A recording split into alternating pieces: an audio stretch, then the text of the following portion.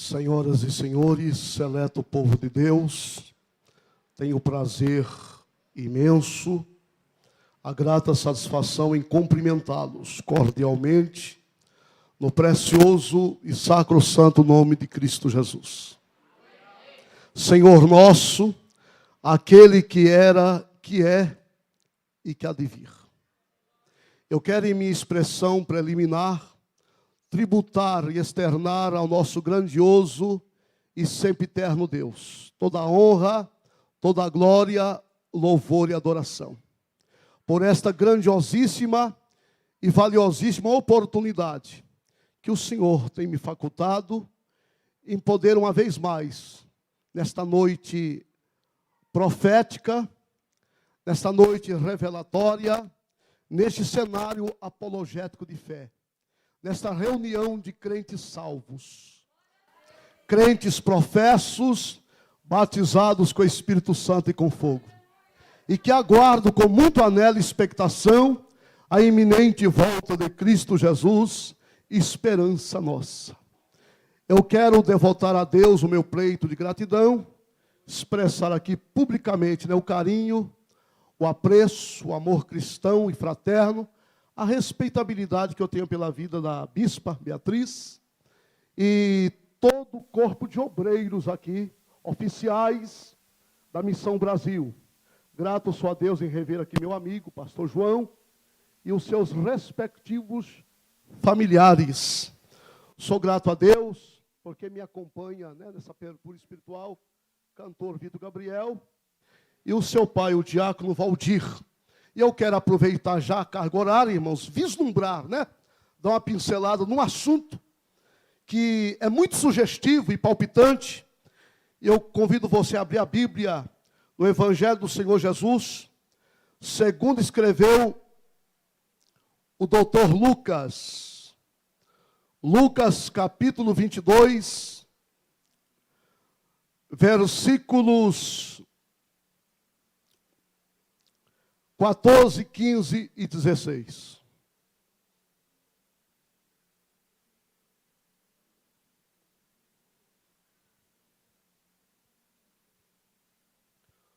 Evangelho do Senhor Jesus, segundo escreveu o doutor Lucas, o médico amado, capítulo 22, versículos 14, 15 e 16. Quantos encontrar, digo amém. E chegada a hora, pôs-se à mesa, e com ele os 12 apóstolos. E disse-lhes: desejei muito comer convosco esta Páscoa antes que padeça. Porque vos digo que não a comerei mais, até que ela se cumpra no reino de Deus. Irmãos, eu quero fazer conjecturas, parafrasear e dar um tema aqui. A Páscoa, figura do arrebatamento. Repito comigo essa fraseologia biprofética. A Páscoa, figura do arrebatamento. Só vocês. Com a voz mais impactante. Com aquela voz mais retumbante.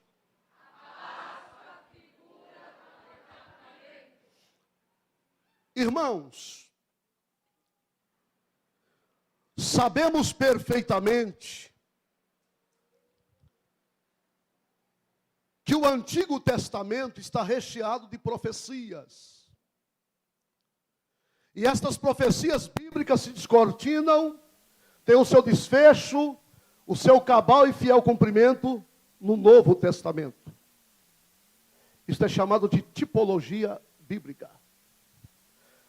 O valor tipológico nos abre o leque, o entendimento para compreender as Escrituras. Ter uma visão mais acurada da Bíblia. Então percebo, meus irmãos, que a tipologia bíblica são sombras, tipos e mistérios que estão no Antigo Testamento, que projeta luz, joga luz para o Novo Testamento.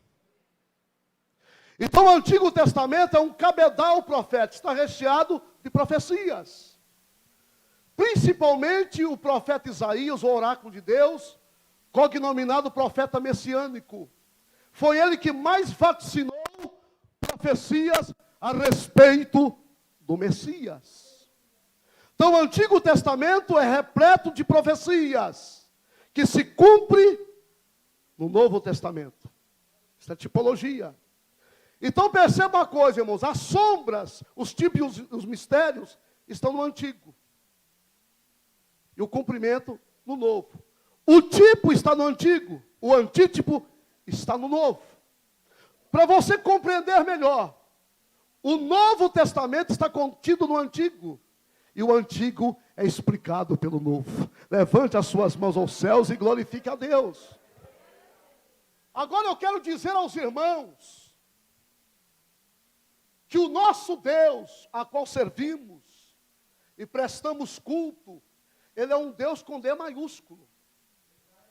Criador dos céus, da terra, do mar, Criador do mundo cósmico, do mundo físico, do mundo espiritual. E o nosso Deus é um Deus festeiro. E o povo de Deus também gosta de festa. O nosso Deus, irmãos, é um Deus festeiro. E o povo de Deus também, com júbilo, com alegria, com adoração, celebra a Deus. Então Deus gosta de festa. E o povo de Deus também é um povo festivo. Só que a festa que nós prestamos a Deus, em celebração, em alegria, com voz de regozijo, júbilo, ela é diferente da festa mundana, deste mundo secular, deste mundo tenebroso, caótico. Porque lá fora, irmãos, eles comemoram festa com alcoolismo, tabagismo, prostituição, principalmente na época da festa carnavalesca, a festa da carne, não é carne se vai, o carnaval. É muito morticínio, derramamento de sangue, famílias são desagregadas, não é verdade, meus irmãos? O adversário age muito nessa área. Então a nossa festa aqui é diferente. A festa aqui tem profecia, tem glória a Deus, tem cântico, tem adoração e tem celebração. Levante as suas mãos, porque é noite de festa. Principalmente porque Jesus ressuscitou. Jesus está vivo. Quantos podem festejar, celebrar, adorar, glorificar, magnificar o nome do Senhor? Então eu estou expressando aqui, irmãos, contundentemente, que o nosso Deus é um Deus festeiro. E o povo de Deus também. Quando nós olhamos para o retrato bíblico de Levítico capítulo 23, nós encontramos os judeus direcionando a Jerusalém para comemorarem, celebrarem a Deus 7 grandiosas festas judaicas conhecidas, cognominados cultos a Jeová. Porque, irmão, culto é festa e festa é culto. Não é isso, irmão? Culto é festa e essa festa é culto. Aleluia. Eu estou feliz, irmãos. Então nós olhamos para o panorama bíblico, o retrato bíblico de Levítico 23. Os judeus vão a Jerusalém anualmente, uma vez por ano, para celebrarem, prestarem a Deus 7 grandes festas conhecidas, festas judaicas. Quais são? A festa da Páscoa, a festa dos pães asmos, a festa das primícias, a festa do Pentecoste, a festa das trombetas, a festa do Yom Kippur, que é a festa do perdão ou da expiação, e a 7ª festa, muito conhecida, a festa das cabanas ou dos tabernáculos. E por que eu estou tecendo comentários, fazendo conjecturas dessas 7 grandes festas judaicas? Sabe por quê, irmãos? Estas 7 grandiosas festas, ela tem um valor profético para a igreja. Ela tem um valor revelatório para os crentes. Ela tem um valor tipológico para a igreja. ela possui um protótipo profético para nós. Então essas 7 grandiosas festas, meus irmãos, cada uma delas tem um significado. Cada um delas tem um valor consubstanciado na palavra de Deus para ser aplicado à vida dos crentes. Por exemplo, irmão, a primeira festa, a festa da Páscoa. Qual é o valor revelatório? Qual é o valor tipológico? Qual é o significado espiritual para a igreja hoje, a Páscoa? O que significa a Páscoa? Saída, libertação, imigração de um povo inteiro. Aleluia! Aleluia! A segunda festa, irmãos, é conhecida também como a festa dos pães asmos. O que é o pão asmo, irmãos? É o pão que não é levedado, é o pão que não vai fermento. Festa dos pães asmos, não vai fermento.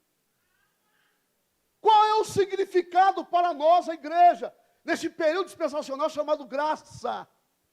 Qual é o valor para nós dessa segunda festa, a festa dos pães asmos? A festa que o pão não leva fermento. Significa a vida cristã, ou a vida cristã perfeita em Jesus, porque em Jesus não tem mancha, não tem mácula, não tem nódoa. Jesus não tem o germe, o vírus pernicioso e deplorável do pecado. Jesus Cristo não tem o cromossomos do homem. Ele foi concebido e gerado por obra, graça do Espírito Santo. A terceira festa judaica é conhecida como festa das primícias, ou da cega. Festa das primícias, meus irmãos. Os frutos, os primeiros frutos que eram colhidos, cevada, trigo e etc. Os primeiros frutos eram oferecidos a Deus. O sacerdote pegava e removia e era oferecido a Deus. Pastor Marcos Atalaia, o que significa a festa das primícias? Ou das colheitas, né? O que significa? A ressurreição de Jesus. Jesus está vivo e eu falei com ele hoje. Você falou?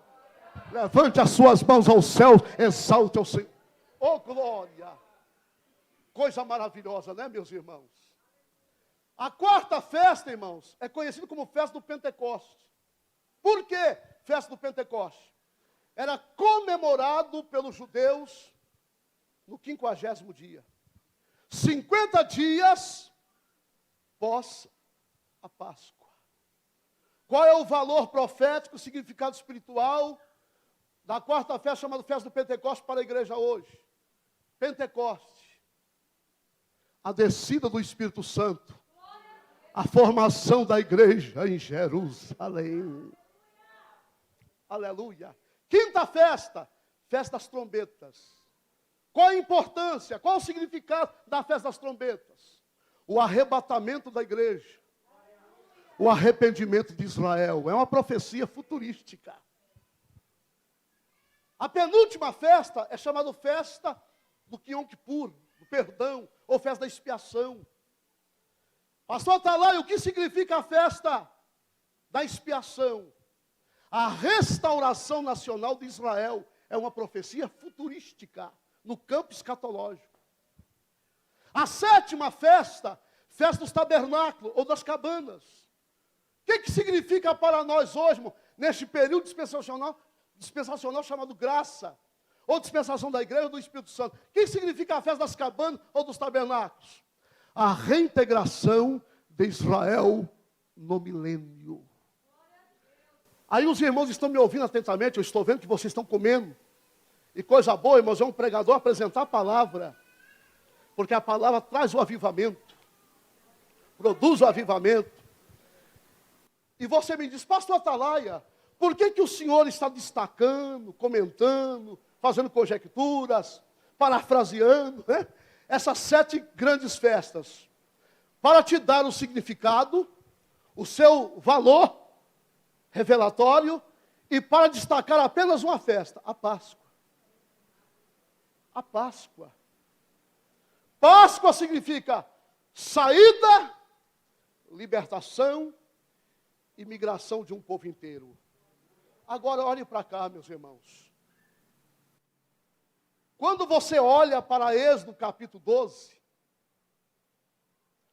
lá no Egito, foi instituído a primeira Páscoa.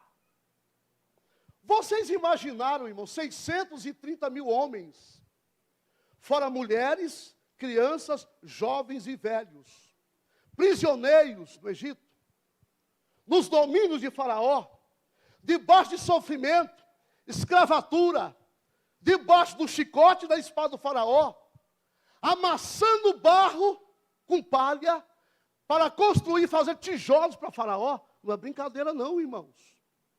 E sabe o que a Bíblia diz em Êxodo capítulo 12, versículos 40 e 41?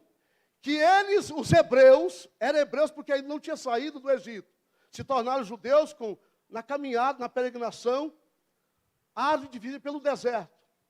Irmãos, eles ficaram 430 anos na escravatura egípcia. Mais de 4 séculos, irmãos.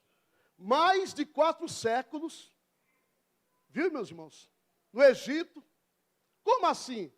Nasciam, cresciam, ficavam velhos, morriam.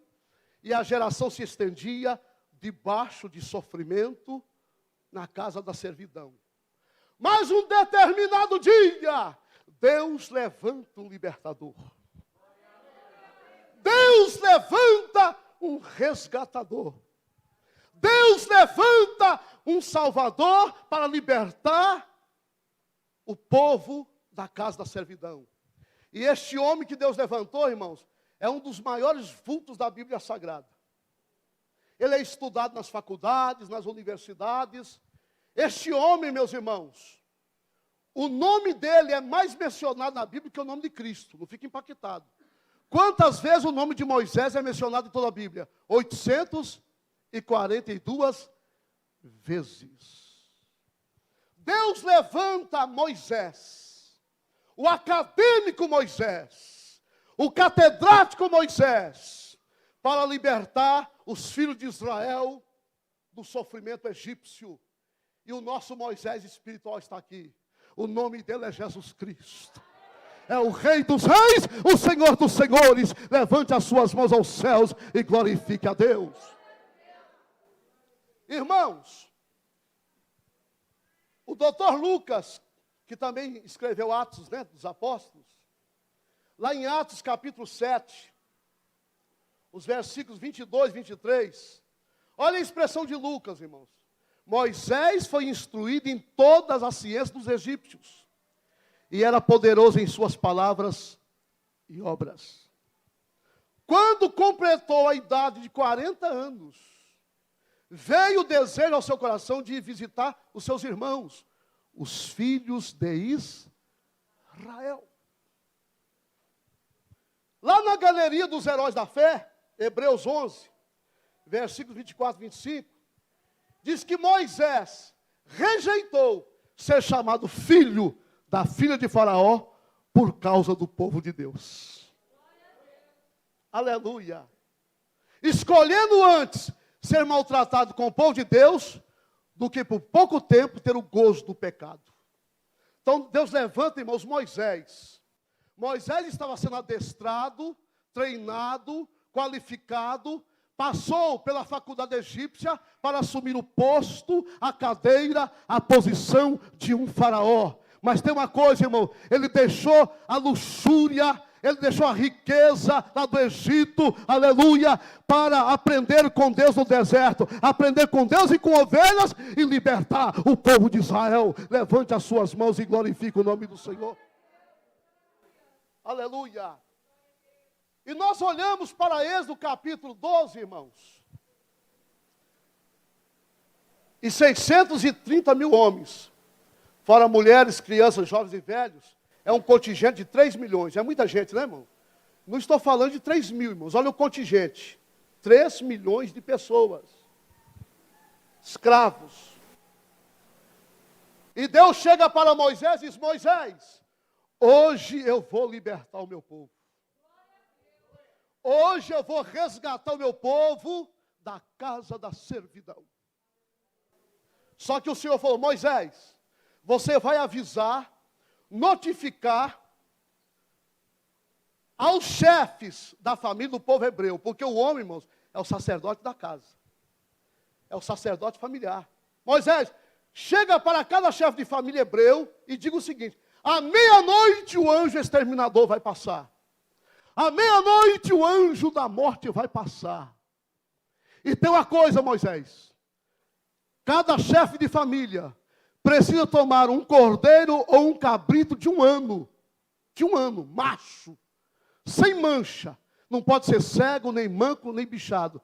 Aponta profeticamente para Jesus, o Cordeiro de Deus perfeito, prefigura o Cordeiro de Deus sem mancha.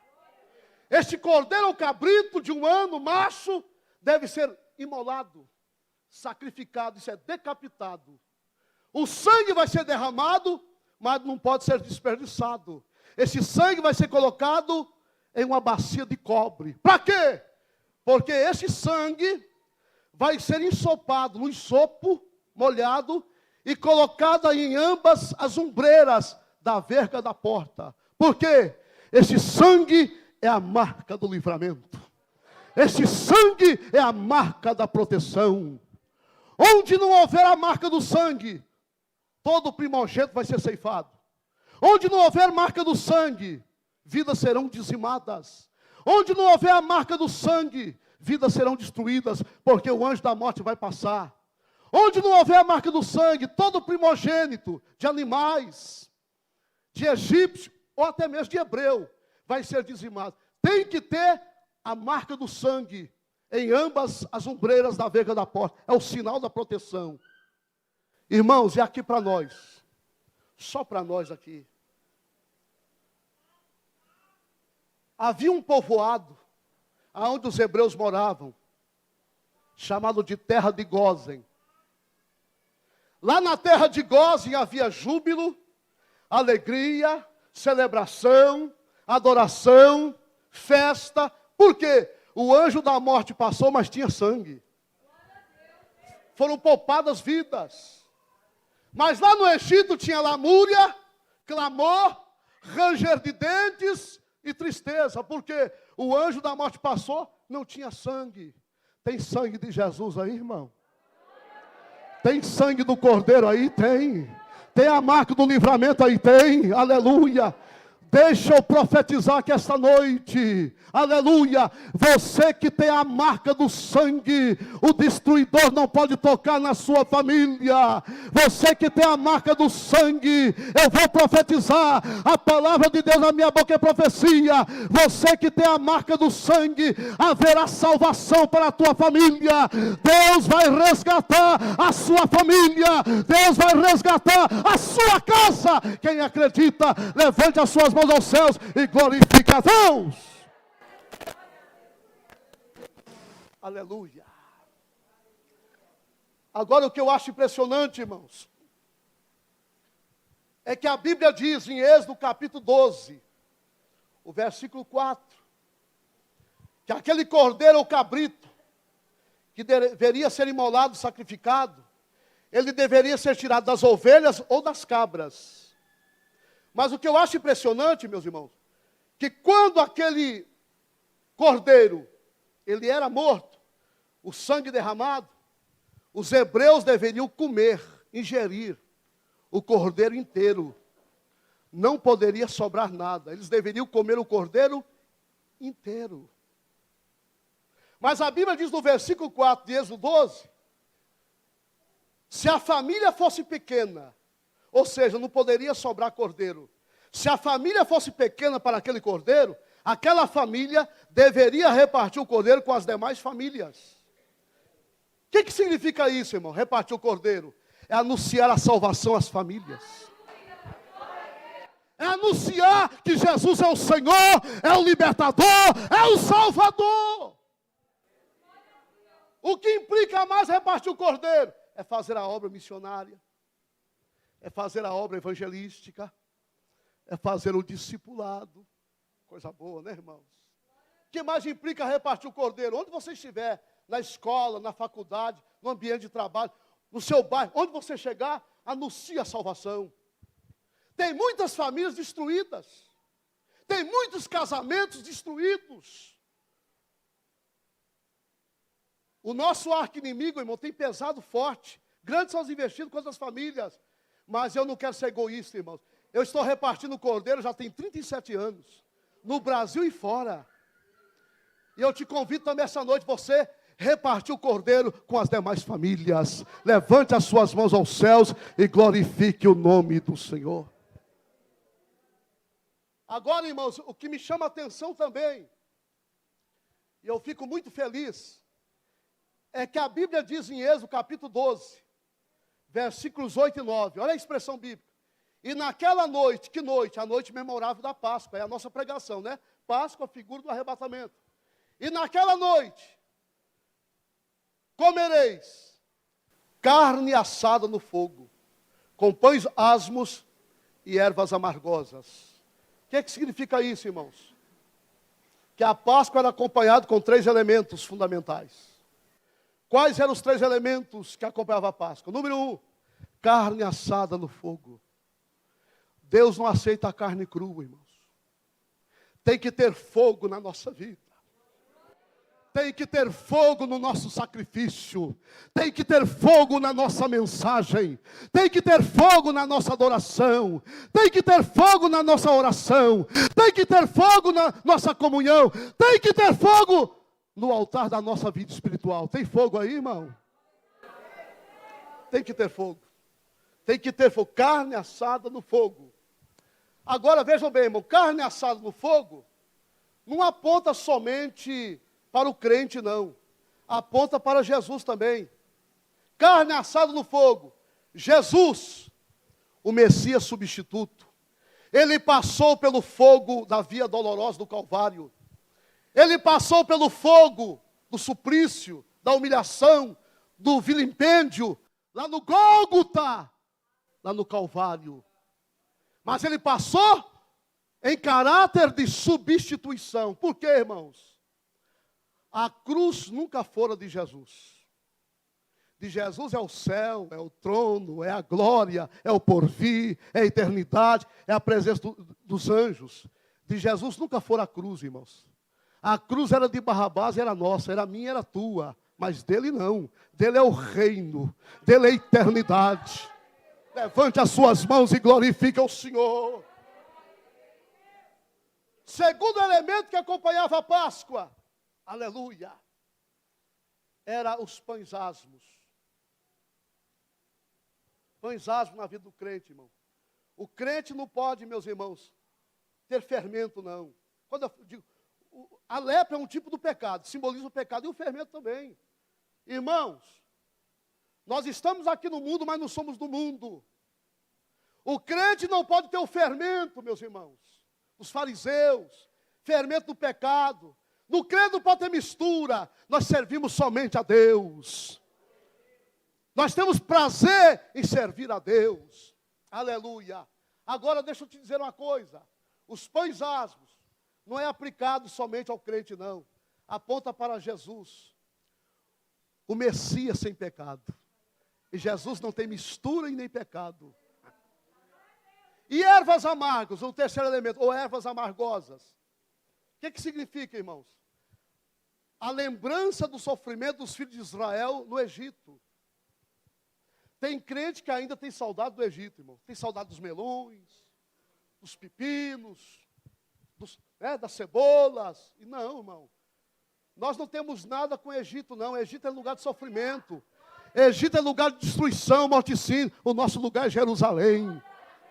Aqui em Jerusalém tem banquete, tem renovo, tem glória, tem festa e tem poder. Coisa maravilhosa, né, meus irmãos? Aleluia. Agora, irmãos, tem crente que saiu do Egito, o mundo, mas o Egito ainda não saiu dele. É triste isso aí, viu, irmãos? A nossa conversão em Jesus nos tira do Egito, do mundo. Mas a santificação arranca o mundo de nós. Aleluia. Então, irmãos, ervas amargas Aponta para o crente? Aponta, mas aponta para Jesus também. Jesus Cristo, o Messias sofredor. Ele sofreu em nosso lugar. Aleluia. Agora, irmãos, esse assunto aqui é um assunto para ser transformado até em estudo, né? Porque ele é muito rico. E eu estou dando aqui um vislumbre. Irmãos, ouça uma coisa. Quando nós olhamos para o Evangelho do Senhor Jesus, segundo escreveu Marcos, capítulo 14, dos versículos 12 ao 15, está escrito assim: e no primeiro dia da semana, quando sacrificavam a Páscoa, os discípulos se aproximaram de Jesus, e os discípulos eram judeus. Eles comemoravam e celebravam a Páscoa. Os discípulos se aproximaram de Jesus e disseram assim: mestre, onde queres que façamos os preparativos para jantar com o Senhor, comer com o Senhor, comungar com o Senhor da Páscoa? O Senhor tem um lugar aconchegante? É Páscoa. E segundo, irmãos, o historiador Flávio José diz que naquela época havia na cidade 2 milhões de pessoas. Os hotéis estavam alugados, tudo estava cheio. O Senhor tem um lugar, mestre? Aí a Bíblia diz que Jesus chamou 2 discípulos, irmãos. Lucas capítulo 22, versículo 8, revela quem é: Pedro e João. Pedro, João, ide à cidade. Que cidade? Jerusalém. Ide à cidade e vocês vão encontrar um homem com um cântaro d'água na cabeça. Segue este homem, não perca de vista não. Onde este homem entrar, vocês vão entrar e vão perguntar ao senhor da casa. O mestre mandou falar: onde está o aposento que eu hei de comer a Páscoa com meus discípulos? E ele vos mostrará um grande cenáculo mobilado, preparado. Preparai aí. Agora aqui para nós, irmãos. Não é costume de homens carregar cântaro com água na cabeça lá em Jerusalém.